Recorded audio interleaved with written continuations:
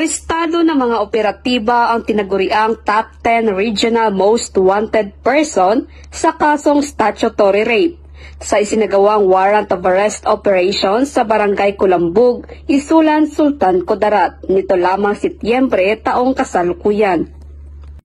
Kinilala ng Isulan Municipal Police Station ang suspect na si Alias Ray, 54 na taong gulang, isang magsasaka at residente ng nabanggit na lugar.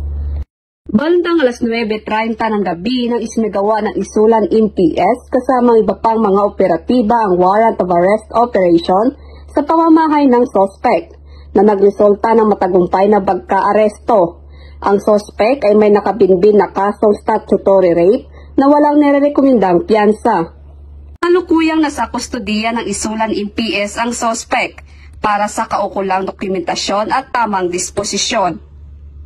Napaigting naman ng mga kapulisan ng Rehiyon 12 ang pagsasagawa ng mga operasyon upang mahuli ang mga most wanted persons sa rehiyon para sa pagkakaroon ng mapayapa at ligtas na bagong Pilipinas. Mula dito sa General Santos City, ako ang inyong PNN correspondent, Patrolwoman Vina Morales, alagad ng batas, tagataguyod ng Balitang Pulis.